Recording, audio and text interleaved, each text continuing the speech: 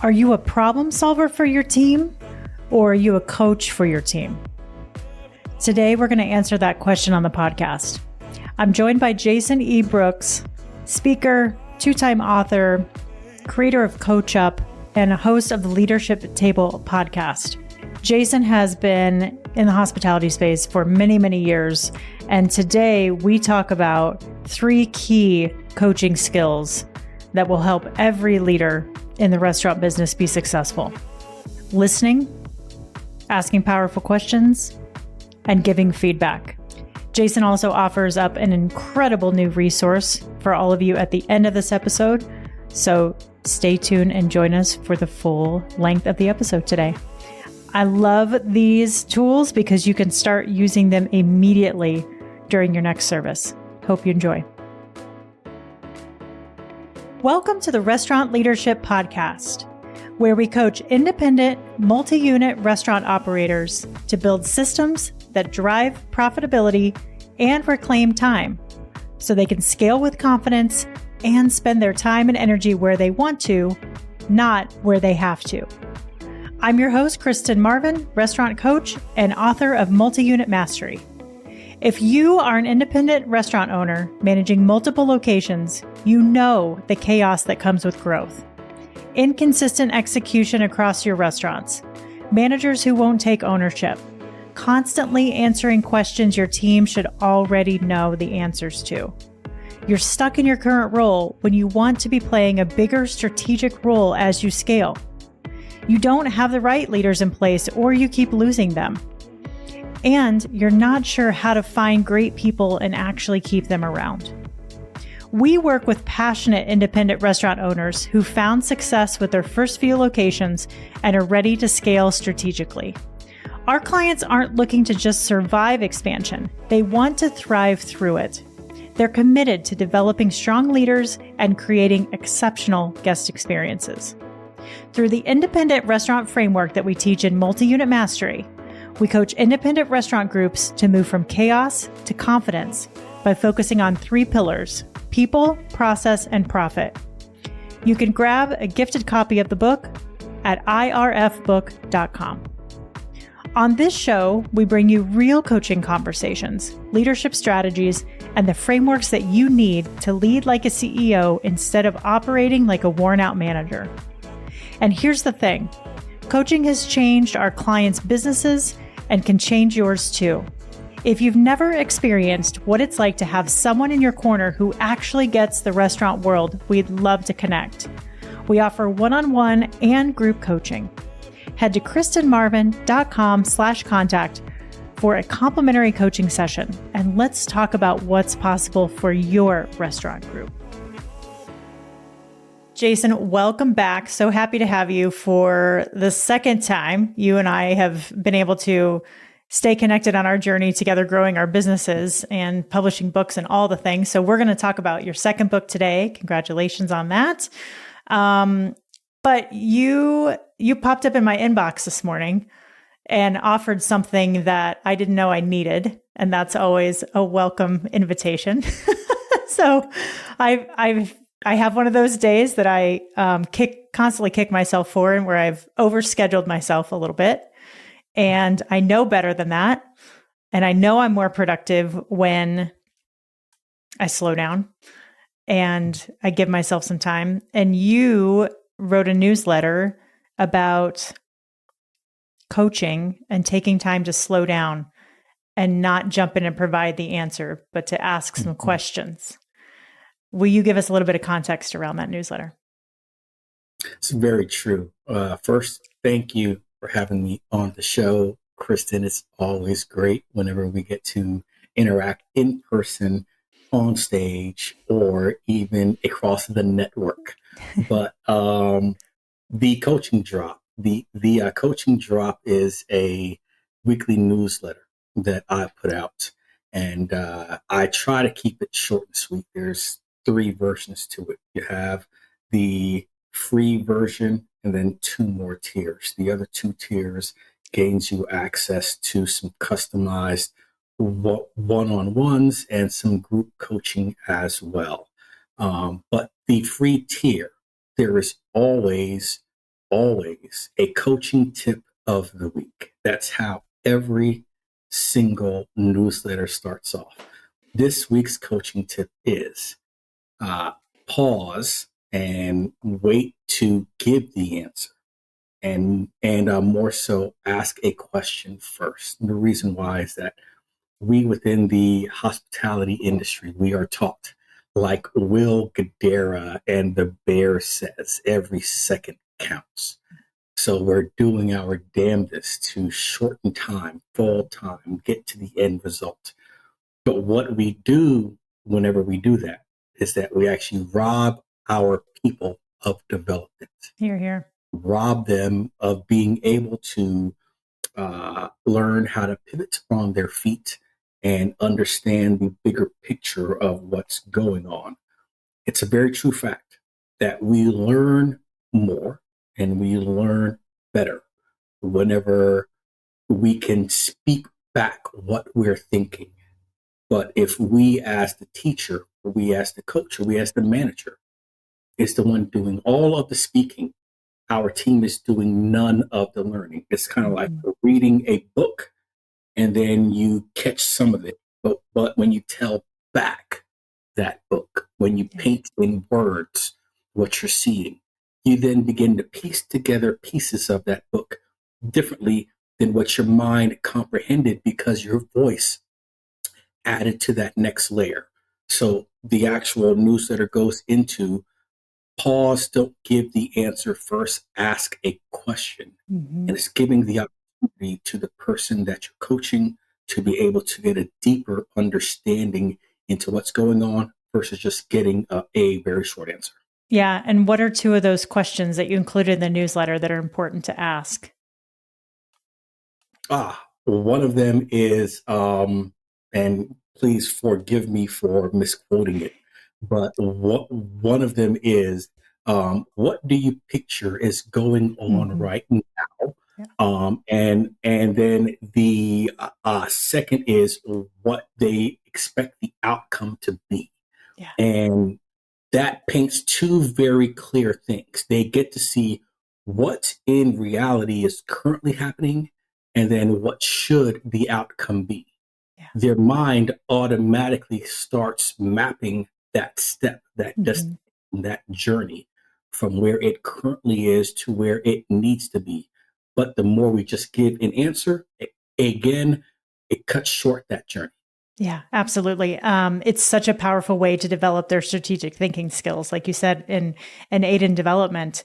I talk to a lot of restaurant owners that have the common complaint that my team texts me constantly. My team won't leave me alone. It's hard for me to do my job because I've got all these distractions coming at me. And so I love diving in with them and say, give me an example. What did this person reach out to you about? Oh, the dishwasher had a leak. Okay, what was your response to that? And in that moment, we can identify, are you training them that you're the problem solver, or are you training them to think on their feet and make their own decisions? And that usually, those moments are really, really powerful moments of insight. But it takes a long time to learn that behavior. And I'm curious, when did you first learn that skill? Was it in your career, post-career as an operator? I'd say it was in my career, and it was when I shifted into a true director of operations and being over three very distinct markets.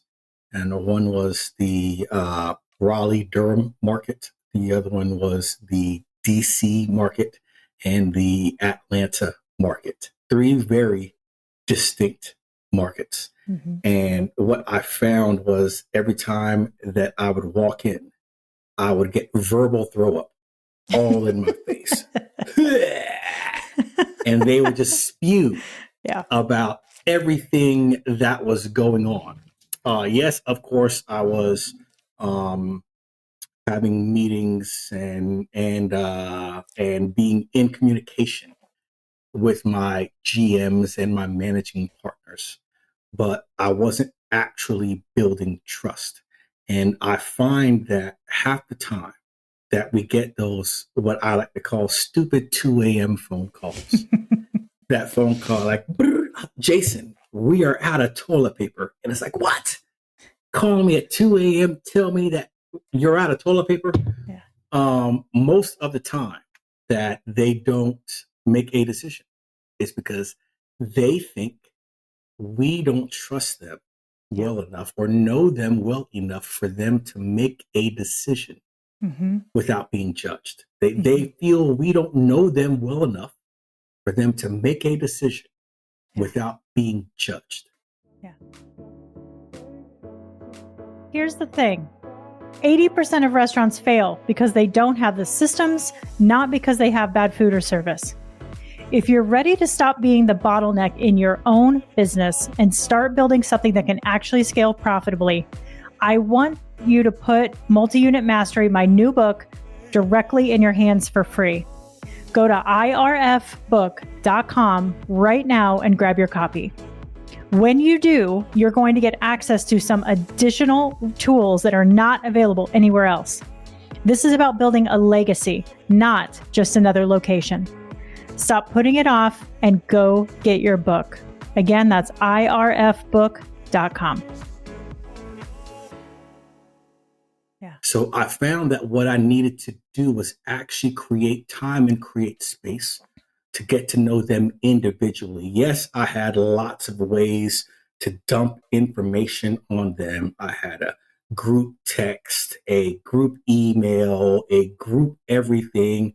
I was forwarding the emails from my VP of Ops to them so they knew what was coming down the pipeline. I was dumping all kind of information onto them, but I wasn't making any time to get to know them individually for them to dump on me. So every time I walked into a market or into a building, it was all over me. Once I started creating that individual space to start asking questions versus dumping info, I found that they were actually now, when I walked into markets and into buildings, they were actually just taking time to show me around because they always knew that every Wednesday at 3 o'clock for 45 minutes or 30 minutes, they were going to have my undivided attention for them to tell me exactly what was going on in their world and to help build that trust. I love it. There's such an important distinction here that's coming up for me about being the problem solver and being the coach. When you're in day-to-day service and your role is constantly the problem solver, there's a lot of chaos that's just continuing to happen around you. Like you said, you're training your team that all they need to do is just quickly come to you, get the answer to a problem, and then go find another problem and just rinse and repeat, rinse and repeat, rinse and repeat. The distinction here is that when you start to coach and you start to ask those questions, you force everything to slow down and to be more intentional. And that really calms a lot of the chaos in the day-to-day operations and helps everyone be a lot more thoughtful about what they're going to do next and why, right? Which is such a powerful tool. I love that asking the question is such an important first step, but then you also lean into another coaching skill that I just think is magical, and maybe one of the most important is listening, right? You ask the question and then you shut up and you just wait and you create that space and you listen, right? And allowing your employee, again, like you were saying, to just speak out loud what the solution is will help them understand the way that they are thinking about the problem and the solution.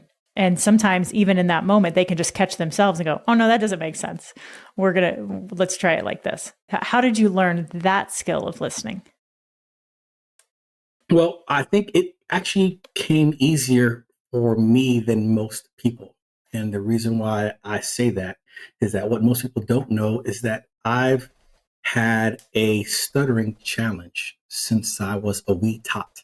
Since I first started speaking, so much of a challenge that even in grade school, second grade, third grade, fifth grade, sixth grade, I was pulled out of class to learn how to do proper breathing techniques in order to learn how to finish a sentence, one sentence, without stuttering.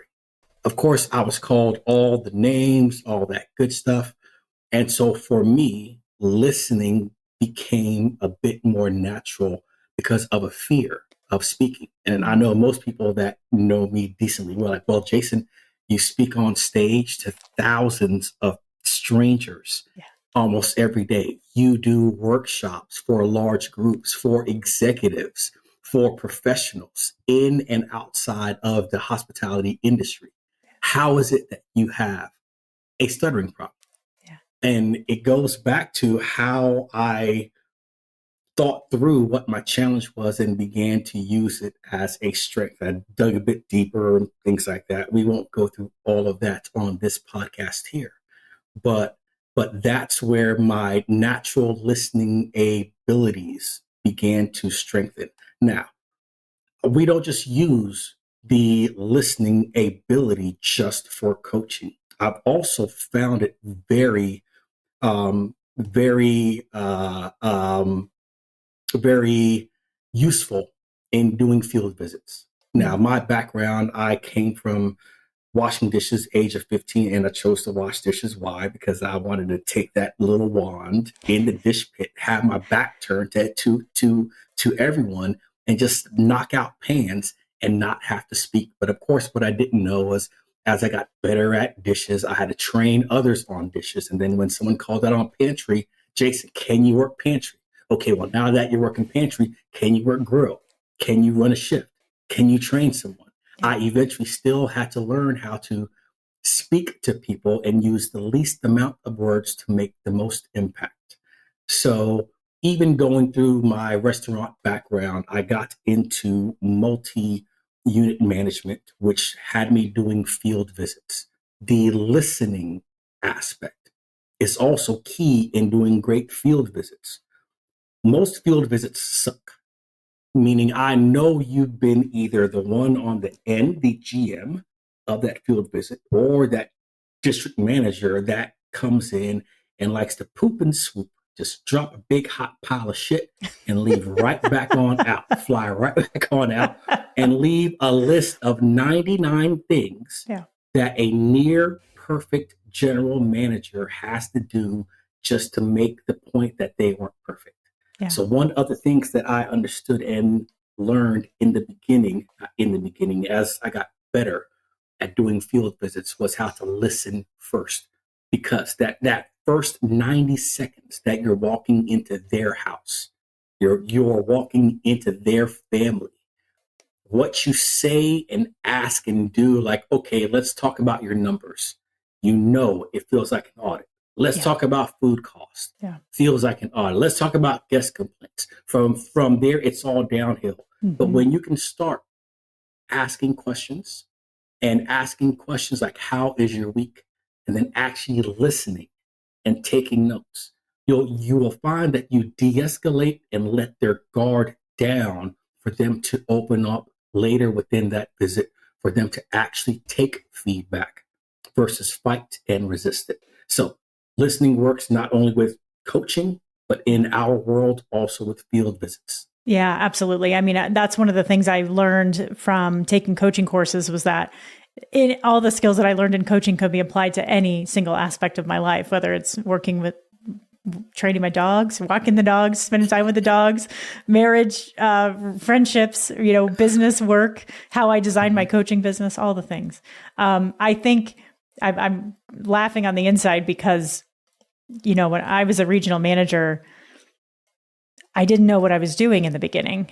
And, when I became a regional, it was a brand new position for the company that I'd worked with. And so we were all kind of trying to figure it out on our own. And I know there's probably some people listening that used to work with me, and I would just like to take a moment to apologize for the poop and swoop that I probably did to you when I was trying to figure out how to manage my schedule, overseeing 6 restaurants. And I know there were times I ran in really quickly and I had something else on my mind, and I ran in and did a couple things and ran out. And I think, as if there's any regionals or director of operations listening to this, having intention around what your shop visits actually look like what you're doing there, how long you're there. It's so, so important. And I didn't learn that until about 3 years in to the role, when somebody actually asked, like, what are you actually doing when you're in there? What are you looking at? Who are you talking to? What are you spending time on? Because in a lot of ways, I was still a super GM. I would, if I saw a bottleneck, I'd jump in and help out, right? Rather than asking questions about why is this happening right now? What's going on?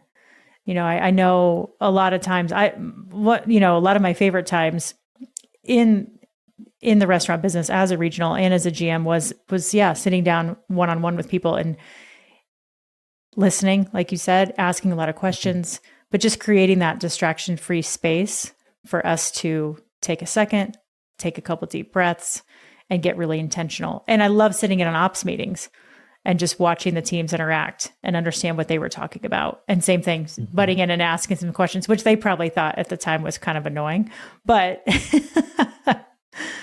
but I loved offering those moments of, have we thought about this? Have we talked about this? And just hearing from them. Yes, they have, or no, they haven't. And really understanding how to help them, again, build their confidence. And it helped me, understand if I could trust their judgment or not, which was super important in the role. Yeah. I would say that one of the key pieces that you spoke to there is that super GM mentality, and how whenever most managers get to their first multi-unit role, they leave behind everything that made them successful. And that is, when they were successful as a single unit operator, they had checklists everywhere, clipboards and checklists everywhere. They had mini GMs everywhere, a GM that owned the walk-in cooler, a GM that was in charge of the walk-in freezer, a GM that was in charge of the expo line, a GM in charge of the dining room, even one in charge of that messy ass closet that everyone put stuff in the front that knew it didn't go there. Yeah. They had many GMs, they had checklists, they had all their systems in place, and they were doing it so well, it was running, for lack of better terms, without them having to micromanage it. But the moment that they shifted into multi-units, they became a very different super GM and trying to jump in on everything and almost leaving every single tool belt, every single thing that they learned as that great GM. Let's think about the restaurant owners. Same thing. As they run one location and they get really good at the operations of that one location, and then they shift to 2 and 3 and 5. Next thing you know, they're walking in, they're on the phone, putting out a fire at a location that's all the way across town, while walking into another location, putting the phone down, helping to knock down the line at the front door, jump on Expo, get the tickets out, get the truck order in, fix something on payroll, give some high fives, jump back on their cell phone, driving to the next fire, thinking that they did something. And very little, if not nothing, changed during that visit that they were just at. That's one of the key fundamentals of actually listening, planning, and understanding how to coach whenever we are walking in the building, even for multi-unit locations as well. Yeah, I love it. What is another one of your favorite coaching skills? Another one of my favorite coaching skills is giving feedback. Giving feedback. I love one that is my go-to, and I actually learned this from Manager Tools.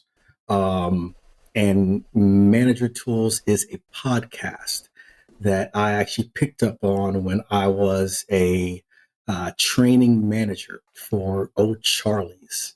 And my training GM was Mark. And Mark was, I swear, I always say this, he was the mayor of what he did. But Manager Tools taught me how to apply manager techniques even in the fast-paced world of the restaurant industry. One of those things was how to give feedback.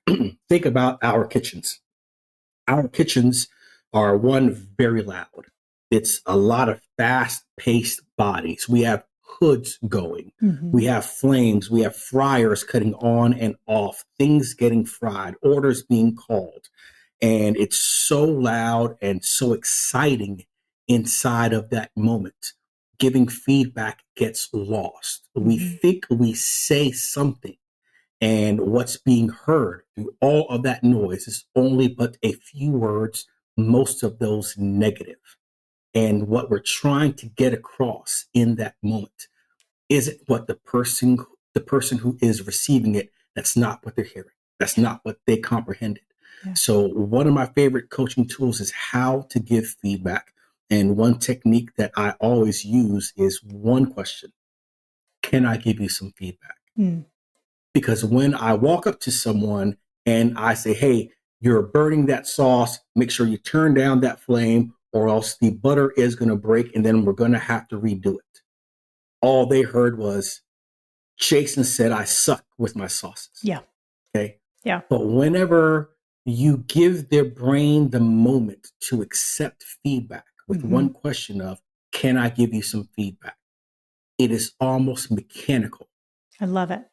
that they just pause and then they listen to everything that you say. And you'll even find yourself saying it a bit differently because you can feel the attention on you. Mm-hmm. So that one question, can I give you some feedback, is one of my other very favorite coaching tools. I love that. One feels very, very direct, very harsh, very, what's the word I'm looking for?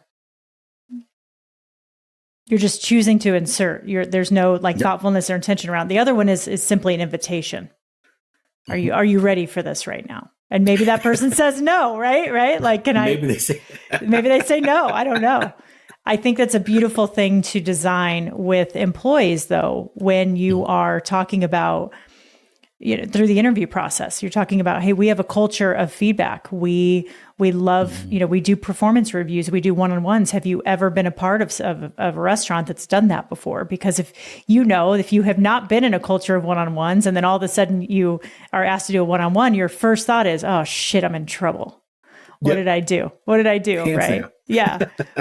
But if you can infuse that in your culture from the very beginning, then it's a much more welcome, open, honest conversation about we're always looking for ways to get better. I love that. That's great.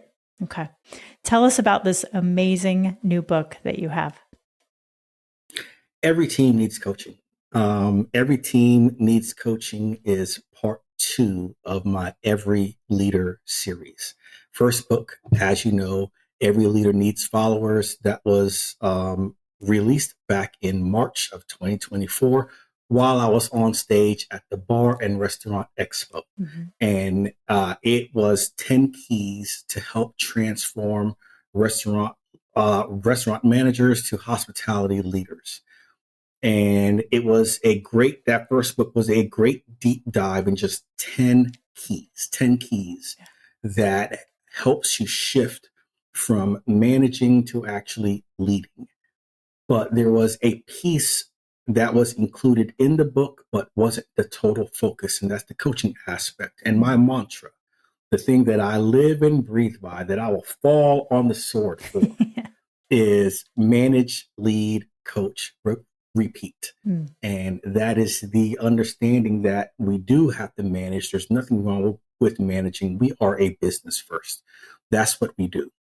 But as we manage within those 4 walls, we can't look over or overlook the fact of leading. Leading is everything outside of that 4 walls, painting the picture of where we're going. And when the team gets to a challenge that's so great that they don't know what the next step could be, that leader paints that picture so vividly, but leaves room for everyone on their team to still apply brushstrokes as well. Now, if managing and leading is the mastery of large groups, coaching is the mastery of one-on-ones.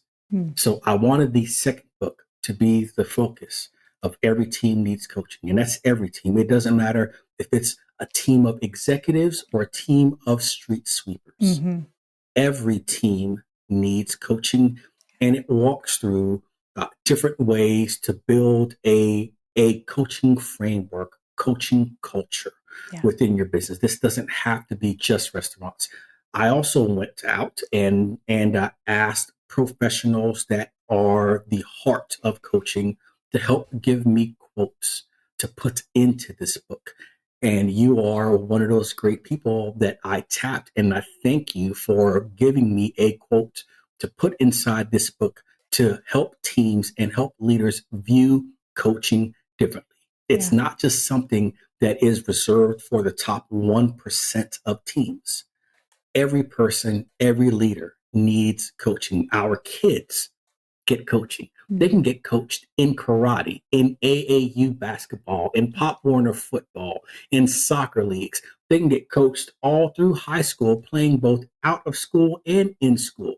Then, if they're just that good, they get coached in college, where there is no more out of school leagues, because college is getting the very few ready for professional sports. And then even those professionals that's been getting coached since the age of 7, getting paid tens of millions of dollars to do what they do, and they've been doing the exact same thing for decades, they still have a man or woman screaming at them on the sideline what to do next.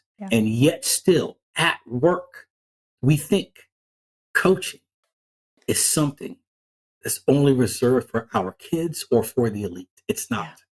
We all need coaching in order to get that outside of the bottle view of what's going on. I love that. Thank you for the sports analogy. I think somebody challenged me a couple of weeks ago on LinkedIn and said, can you imagine if sports teams only hired coaches when they had losing seasons? And I thought that's absolutely ridiculous, right? It's absolutely ridiculous. But I do talk to a lot of restaurant owners that think that they only need coaching when something is going wrong in their business. And imagine what the industry would look like. And I'm on a mission to make sure, and I know you're working on it too, every restaurant has a coach in it. And hopefully that's the owner or the person that's leading the team. And so that person can teach everyone else how to be a coach. But if every restaurant group that was really successful invested in coaching, it would do nothing more than just strengthen the entire industry. And the thought of that is what gets me out of bed every morning. It's very exciting. So. I love that. Well, thank you, Jason, for coming on the show again and sharing your incredible wisdom. It's always a joy talking to you. Where else can they get the book? Absolutely. On Amazon, you can search for Every Leader Needs Followers or Every Team Needs Coaching. Of course, you can also go to my website, jasonebrooks.com. That's jasonebrooks.com. You can learn more about my speaking, about my workshops, even about my program I do with nonprofits and for restaurant associations called Coach Up. And it's designed to help the hospitality future leaders think about coaching going into their first roles, not just as they are already well down the road. I love it. Awesome. Jason, thank you so much. I know we'll have you back on the show. I have a feeling we'll probably see another book or two from you down the road as you're working through those 4 bullet points. Thanks for sharing that mantra with us. We'll put all the links in the show notes for all of you to go tap into Jason's network and become part of his community and his ecosystem. So thank you so much, everybody. That's going to do it for this week. And please share this episode with any leaders that you know in the restaurant business that could benefit. We'll talk to you soon.